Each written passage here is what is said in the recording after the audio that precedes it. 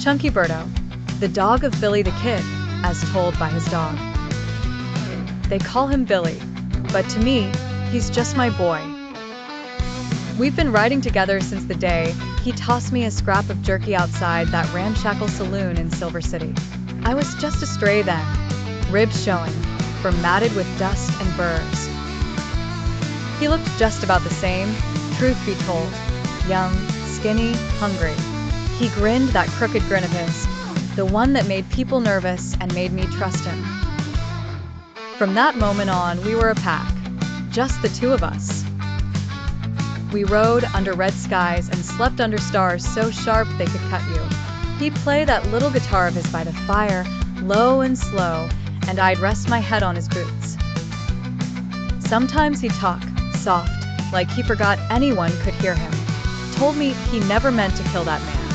Told me he didn't know how to stop running. People said he was a killer. Maybe he was, but I saw something they didn't. I saw the way his hands shook when he loaded his gun. I saw how he'd feed a hungry kid before himself, how he'd whisper sorry to the dead before riding off into the dark. We ran from sheriffs, bounty hunters, and ghosts of his own making. I never left his side, not through shootouts, not through dust storms, not even when the bullets sang too close. I'd snarl and snap at anyone who got near him.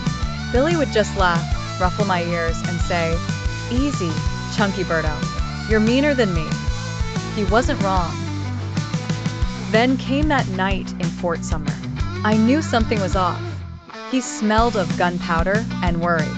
He knelt, scratched behind my ears, and said, "Stay quiet, boy." I did. I always did.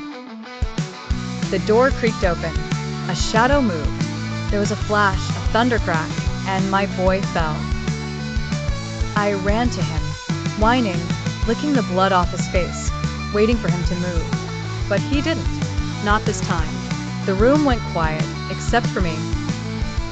They called him outlaw, killer, ghost. But to me, he was the man who shared his last meal with a stray dog and gave him a name. They buried him at sunrise. I stayed by his grave till the sun cracked open the sky. Folks say they still see me sometimes, a black dog guarding that lonely patch of New Mexico dirt. Maybe they do. Maybe I'm still there, waiting for the kid to whistle me home.